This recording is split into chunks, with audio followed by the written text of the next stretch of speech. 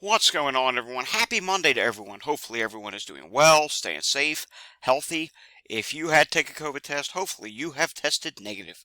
If you did test positive, I hope you have a full and speedy recovery with no long COVID issues. It is time now for the Monday edition of the Pandemic Update for Monday, August 12th, 2024.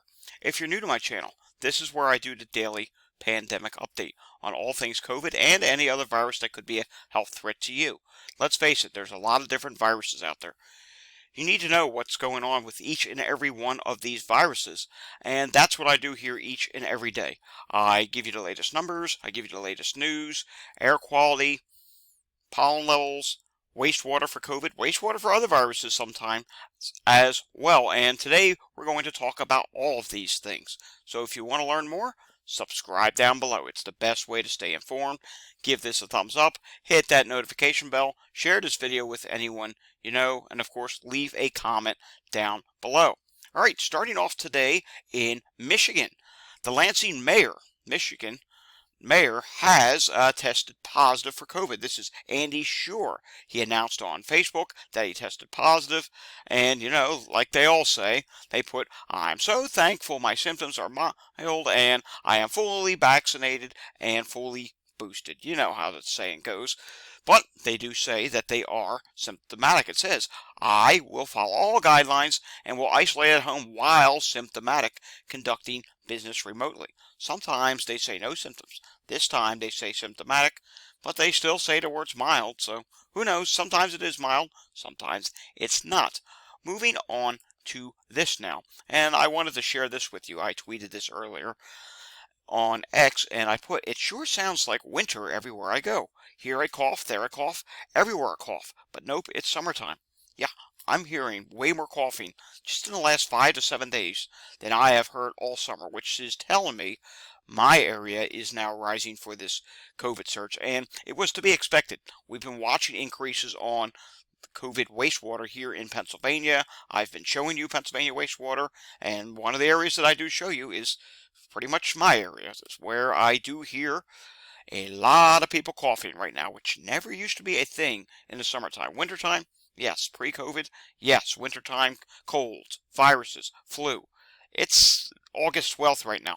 Should not really be a thing. Moving on to this, there was a COVID study today that says vaccine saved 1.6 million lives in Europe. This was actually posted, I shouldn't say today, on August 9th. This is some good news. I'll make sure it makes it onto the website and into today's thread of all the stories used into today's video. Alrighty, now I have to show you the weekly update from B&O, and this is going to take some time because we have to do some comparing. There's a lot of stuff we have to take a look at within this, which is not good. Not what you would expect here in the summer of 2024. Weekly U.S. COVID update. New cases, 168,243 is the estimate. The average is 149,817. It continued to go up. 11,827 cases. Shouldn't be a surprise. If you were following the notes I had last week from various different states, you saw there were still a lot of states rising. I think we're coming near the national peak now. At least I hope we are. In the hospital, 4,771. That was up by 217. I want you to remember that right now. The hospitalizations continued to rise. That is very important. It's also important that the ICU number continued to rise, which is 493, up by 5. Why is that very important? Well, at the same time, hospitalizations are still rising, which do lie cases. Heck, cases are still rising. That's even, but you should remember all this. At the same time, this is all still rising. Deaths are already rapidly rising. New deaths this week, 761. This is a significant number. The average is 626, up by 55. I created a little notes here. I actually went back and did a little digging through B&O from last year on or about the same week. And well, here's what I found. First off, this week, 761 new deaths this week versus 652 last week, increase of 109. This is also 169 deaths higher than around the same time last year. That is significant. It's very important to compare year over year, and that's the result we get. And I want to show you this real quickly. Here is this around the same time last year. This was, I believe, yeah, August 13th last year. Now, mind you, this wave started a month earlier, but deaths are already higher than last year. I don't think the wave total that we're in right now, I don't think the deaths are going to end up being higher than last year's summer wave, but what do I know? We're getting a bad start. The average is 600, or last year was 592 on or about the same time.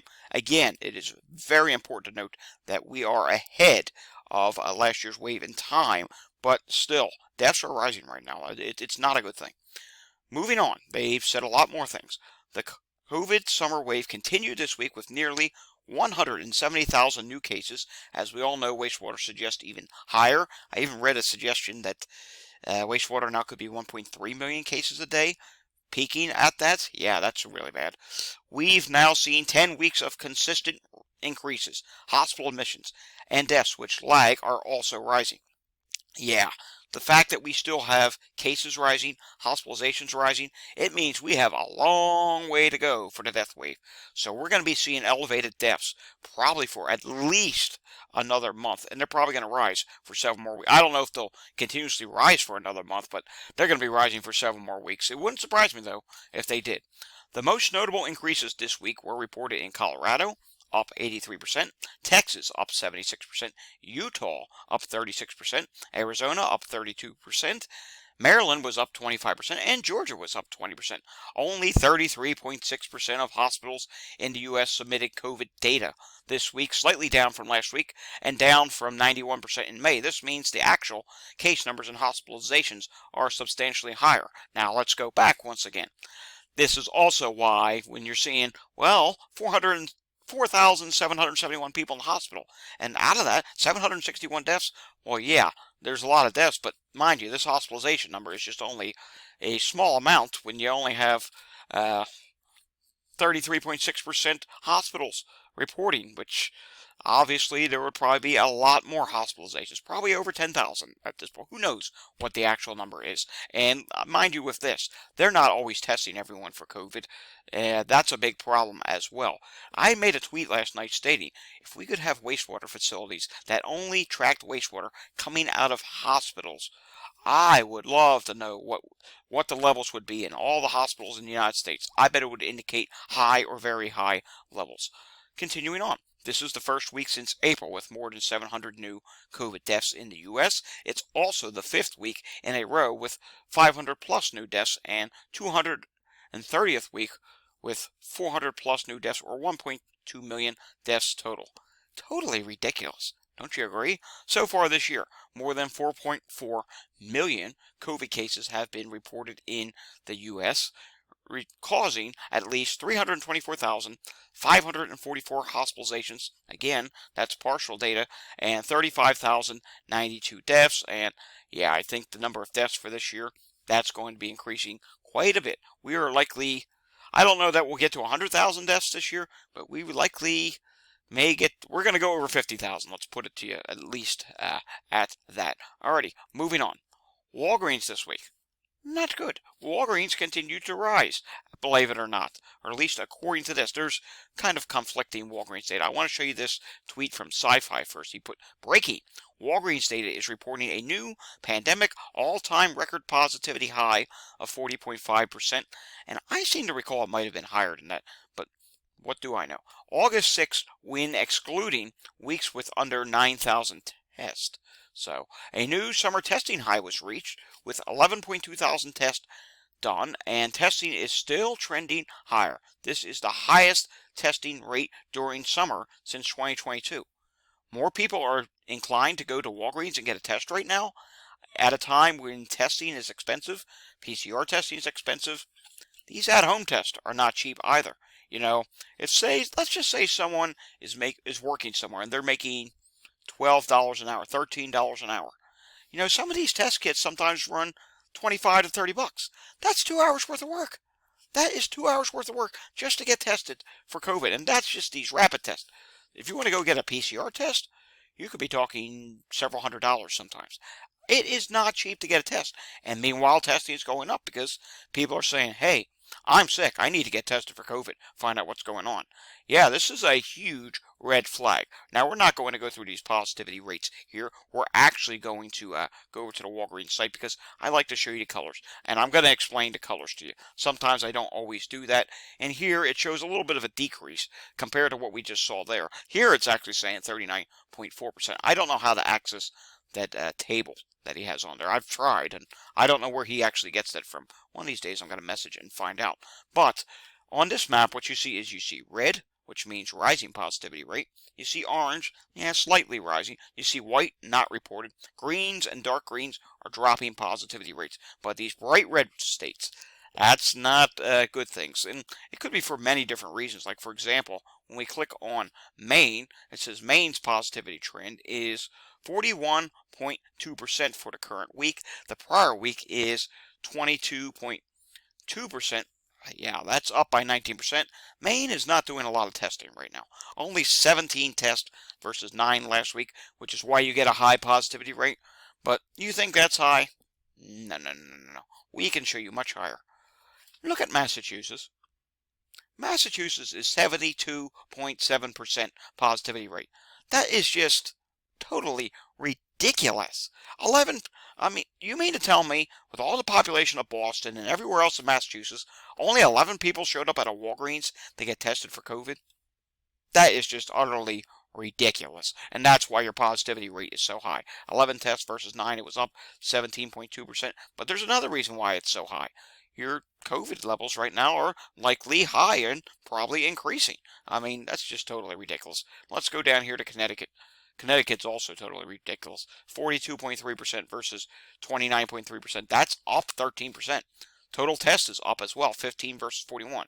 That would indicate Connecticut at the moment is rising. So while New York State, as we've been seeing, cases and hospitalizations are dropping, nearby Connecticut, it really varies state to state. But New York State this week at Walgreens, the positivity rate's higher, 50% versus 48.2%. It is a difference of up 1.8%, and testing's up pretty significantly. 312 tests versus 251. If we look really close, though, we can see here it does look like on the next update, maybe it will drop. Some states that are good. First off, New Jersey. Don't ask me why New Jersey's dropping here, because we're going to look at wastewater in just a moment. New Jersey positivity rate 29.7% versus 38.5%. It's down 8.8%, and testing's up. That could be why it's down. 313 tests versus 262. Nevada today is seeing a positivity rate of, wow, 56% versus 36.4%. That's up by 19.6%. Testing, though, is down 25 versus 33. Probably a combination of low testing and cases being up. Texas, 39.6% versus 41.9%. This is a big surprise. Texas is down 2.3%. That's not the surprise. Look at how many tests they did in Republican Texas. I don't like to be political, but I mean, Texas does have a big population, and you would also think it's a state where you wouldn't see as many people inclined to get a test at this day and age. But there you go, 3,004 tests versus 2,441. Florida, the positivity rate there, it's actually gone back up again. And testing's going up too. 39.7% versus 37.2%. Difference of up 2.4%. You can see here, they were dropping. Then they had a reversal. Probably right when KP 3.1.1 came to town. Total test, 807 versus 688. Let's go up to the Great Lakes and take a look at Minnesota. 33.3% versus 37.7%. That's down 4.4%. Total test, 93 versus 130. We'll take a look at more Walgreens data. Again, tomorrow we'll do a ton more states. We got a lot more things to get through. So let's continue on, shall we? Taking a look at the national allergy map, 36% of the country is in medium status. Ohio, Michigan, North Dakota, South Dakota, you do have red for pollen levels showing up today. A lot of orange in other places, even some orange in the southeast today, which we have not seen in some time. Air quality levels for today, they're not perfect. They could be better, but here they are. The Northeast is doing pretty good. The Southeast, some yellow and orange mixed in. Great Lakes, a little bit of yellow and orange. Texas, up through the plains, a little bit of yellow and orange. The West Coast still has a lot of orange, yellow, and even some reds. You can't see all of it here. Here it comes. Oregon, look at that red and purple. Not good. Spokane, Washington. Idaho, not good. whatsoever. Heat-related illnesses, bear with me. We do actually have to refresh this to see if it has updated. Hopefully it has updated, and I'm not expecting it to be terrible. Actually, okay, look at the Northeast here. Wasn't expecting to see so many brown, much higher than average counties in the Northeast, but it is what it is because it wasn't as hot last week. And you can see here, Delaware and the Mid-Atlantic region is not doing well right now. The West Coast has some sporadic places. And taking a look here at what's going on in California, a little bit better. And Ohio Valley and everywhere else mixed in between still is having some problems. Taking a look at what's going on with this. This is my other place where you can find out about climate and weather. It is Climate Data Report over on X. Taking a look at EMS calls in Philadelphia yesterday. It did come down, which has been the case numerous times on Sundays, although we've had a few busy Sundays. This was not a busy Sunday. 771. And you may think, well, how's that not busy? That's a lot of calls. It is, but it's higher than the 800s we've been seeing day after day, and oh no. Listen behind. You're hearing an ambulance somewhere. So, yeah, today is definitely busy, and I'm about to show you that right now. Here's Montgomery County, Pennsylvania. There are a ton of calls right now that say emergency. I see cardiac emergency, respiratory emergency, cardiac emergency again. I see 1, 2, 3, 4 cardiac emergency calls right now. How about Chester County, Pennsylvania? I see respiratory difficulty. I see sick person, another sick person, stroke. Before we were recording, there was at one point 4 sick person calls and 2 respiratory difficulty calls at once. Yeah, that's never a good thing to see. All right, let's skip over now to some wastewater a little bit. I want to show you Oakhurst, New Jersey. Take a look at this. Yeah, Oakhurst, New Jersey. What is going on? You have 50,000 wastewater population. It is near one of the shore points, so summer vacations, that could be a thing, but suddenly you are rapidly rising. And I don't know if it's a wonky movement or not. It is 3 times now. And I also want to show you up here in New York State once again what's going on there. Take a look at Oswego, New York. Look at this. We showed you this last week. I'm showing it to you again now because look at this. It's continuing to rapidly go up there. There's a reason why I'm showing you this. We're going to get to New York State in just a moment. If we go a little bit east of there to North Country, this area right here, you're going to see something really interesting when we take a look at New York State data. And I think we're going to do that next. First off, New York State, statewide, the cases continue to drop. 1,628. Now let's take a look at New York State hospitalizations, and we'll do statewide first. I think it's only fair we do statewide first. And statewide hospitalizations continue to drop. 1,158 with 117 people in the ICU. Now let's take a look at North Country. You know, east of that wastewater site. What is going on here? You saw wastewater rapidly rising at that site just a few weeks ago. They had 8 people hospitalized, no one in the ICU. Now all of a sudden they have 40 people hospitalized and 4 people in the ICU. And you can see, in just the last week, it has really started to shoot upward on this chart. That, my friends, is not a good thing whatsoever. It's something we're going to have to keep an eye on. I can also show you some wastewater from CDC. Look at far western New York.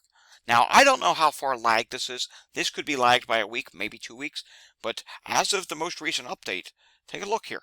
It is still rapidly rising in western New York. Look at this. Yeah, something's going on here. These wastewater sites. Here's Orleans. Yeah, we're going to have to really keep an eye on what is going on in this area. Sometimes you have to start thinking, new variant, something randomly popping up. It's not what's happening in New York City, Long Island. Everywhere else in New York State is dropping right now. But this corridor right here, you know, that I-90 corridor northwest of the capital region, something's going on. It wouldn't be the first time this area has popped out a variant. It's just an observation. It's just something we have to keep an eye on. No cause for panic just yet. Although, if you live in that area, please take this very seriously because levels are clearly rapidly rising in that area. New Jersey, we'll look at it. A lot of hospitals did not report in New Jersey today. 58 out of 70 hospitals reported. Hopefully more of them will report tomorrow. And hopefully when they do, we will start seeing New Jersey hospitalizations dropping. Matter of fact, let's go back to wastewater scan. I want to do one more wastewater site in New Jersey, and I want to do one more wastewater site out on the West Coast, to be fair. Bridgeton, New Jersey. Take a look at this. Yeah, there's a little bit of a wastewater increase starting there in the southern region of New Jersey now. And I would like to know what's happening here along the southern shore points because they get super packed at this time of the year. Finishing today with Las Vegas. Hopefully we can end on a positive note. I don't know.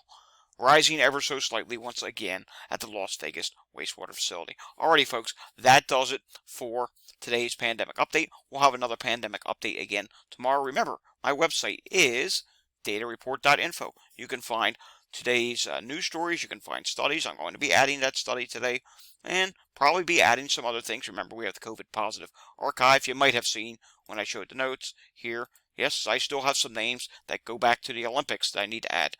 Going to work on that today. I will see you all again tomorrow. If you enjoyed this video, give it a thumbs up, subscribe down below, hit that notification bell, share this video with anyone you know, leave your comments down below, and there are ways to support the channel down below.